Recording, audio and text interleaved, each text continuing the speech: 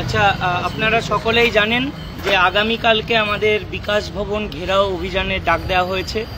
সেই অভিযানটা কেন, কি কারণে, তার দাবিগুলো কি? আমাদের তো নির্দিষ্ট কিছু দাবি থাকবে। আমরা সকলেই দেখেছি একটা তোড়জোড় চলছে, বা সংবাদ মাধ্যমে প্রকাশিত খবর অনুযায়ী যে নোটিফিকেশান যে কোনো মুহূর্তে দেওয়া হবে।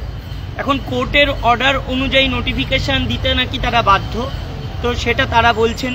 কিন্তু আমাদের দাবি একটাই, যে আমরা 7 বছর ধরে চাকরি করে যোগ্য হয়েও কোনো অভিযোগ এখনো অবধি আমাদের বিরুদ্ধে কেউ প্রমাণিত করতেও পারেনি, অভিযোগ আনতেও পারেনি। সুপ্রিম কোর্টও আমাদেরকে কোনো জায়গায় অর্ডারে বলতে পারেনি যে আমরা অযোগ্য, বা আমাদের বিরুদ্ধে কিছু অভিযোগও পর্যন্ত পাওয়া গেছে। তারপরে দাঁড়িয়ে আমরা কেন পরীক্ষাটা দেব? আমরা কেন এই একই চাকরিতে থাকার জন্য পরীক্ষা দেব? এইটাই হচ্ছে আমাদের কথা। তাহলে আজকে আমাদের তো সরকার পক্ষ বা শিক্ষা দপ্তর, যারা নাকি নোটিফিকেশান দেওয়ার জন্য প্রস্তুত বা গেজেট প্রকাশের জন্য প্রস্তুত, তাদেরকে তো একটা বার্তা দিতে হবে, তাদের সাথে তো কথা বলার দরকার, বা তাদেরকে বাইরে এসে আমাদেরকে বার্তা দিতে হবে যে তারা কি চাইছেন, কি ভাবছেন, এবং রিভিউতে কি কি পয়েন্টস নিয়ে যাচ্ছেন, বা কতটা তারা আশাবাদী, তারা রিভিউ বা কিউরেটিভের জন্য কি পদক্ষেপ নিতে চলেছেন। সেগুলো যদি আমাদেরকে না জানান, তাহলে আমরা কিভাবে আশায় বুক বাঁধব? আমরা আগামীকাল বিকাশ ভবনের কর্ম অচল করে দেওয়ার এবং ঘেরাও কর্মসূচির একটা ডাক দিয়েছি। আমরা চাই যে বিকাশ ভবনে তো এমনি ঘুঘুর বাসা, আমরা জানি যে একটা কাজ করতে যে কাজ 1 ঘন্টায় হয় সেটা 1 মাস সময় লাগে। তাহলে যদি 10টা দিন বা 1টা মাস যদি কাজ বন্ধও থাকে, তাতে কিছু আসে যায় না। সেক্ষেত্রে যারা এত বছর ধরে চাকরি করেও যারা প্রমাণিত যোগ্য বলা যায়, তাদের ক্ষেত্রে কেন এই অবিচারটা করা হলো, এই অন্যায়কে প্রশ্রয় দেওয়া হলো? আর তাদের যদি এরকমই এখনই বোধোদয় না হয়, তাহলে কবে হবে? এখনই উচিত এই শিক্ষা দপ্তর, রাজ্য সরকার বা যারা কমিশন, তাদের এক জায়গায় বসে দিনের পর দিন শুধুমাত্র এই যোগ্যদের কিভাবে বাঁচাবেন, তাদের প্যানেলটা কিভাবে বাঁচাবেন, সেই জিনিসটা নিয়েই আলোচনা করা উচিত, এবং সেটাকেই পদক্ষেপ নিয়ে একটা বাস্তবের রূপ দেওয়া উচিত। এই জন্যই সকলের উচিত, আপনারা যেখানেই থাকুন না কেন, মনের মধ্যে ওই যে ভীত সন্ত্রস্ত ব্যাপারটা শুধু ফেসবুক হোয়াটসঅ্যাপে দেখিয়ে লাভ নেই, যে আমি ভয় পেয়ে গেছি, আমার ভয় লাগছে, শরীর কাঁপছে, সুইসাইড করে নেব, এই সমস্ত জিনিস করে লাভ নেই। যদি এতটাই ভয় থাকে, যদি মনে হয় জীবন জীবিকা বিপন্ন হয়ে গেছে, যদি মনে হয় বাঁচার কোনো আশা দেখতে পাচ্ছেন না, তাহলে সেই ভয়টা নিয়েই এখানে আসুন, ফিল্ডে নামুন, বিকাশ ভবনের এই ঘেরাও কর্মসূচিতে সক্রিয় ভূমিকা গ্রহণ করুন। আর সকলে মিলে আমরা যদি রাস্তায় নেমে আন্দোলন সংগঠিত করি, তাহলে সফলতা আসতে বাধ্য। কিন্তু কোথাও গিয়ে যেন নিজেদের মধ্যেই একে অপরে আপনারা লেলিয়ে দিচ্ছেন একে অপরকে, সেই জায়গাটা থেকে বিরত থাকুন। সকলে আসুন, সপরিবারে আসুন, বন্ধু বান্ধবদের নিয়ে আসুন, পারলে আত্মীয় স্বজনদের নিয়ে আসুন, অন্য শিক্ষক শিক্ষিকাদের নিয়ে আসুন, সকলকে নিয়ে এই বিকাশ ভবনের উদ্দেশ্যে রওনা দিন। আগামীকাল সকলে মিলে আমরা এই আন্দোলনটাকে সফল করে তুলব। আর গতকাল থেকে আমাদের কর্মসূচি চলছে, আজকেও 2টো ট্যাবলো আমরা করেছি।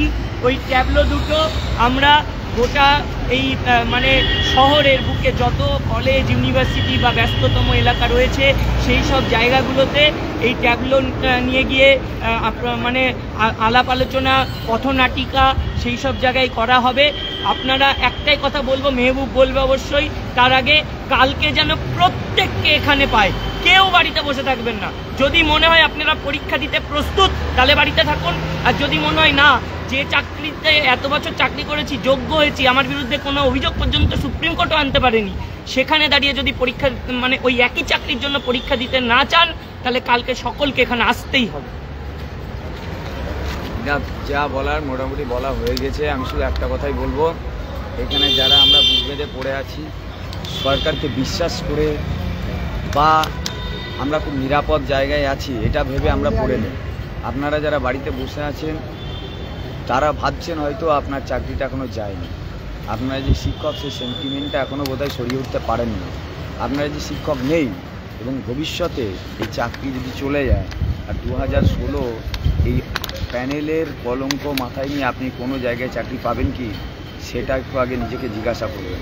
প্রত্যেকটা দফতরে আপনার কি হ্যারাসমেন্ট হবে, সেটা মাথায় রেখে, মনে রেখে আবার এই কাজটা করবেন যদি বাড়িতে বসে থাকেন।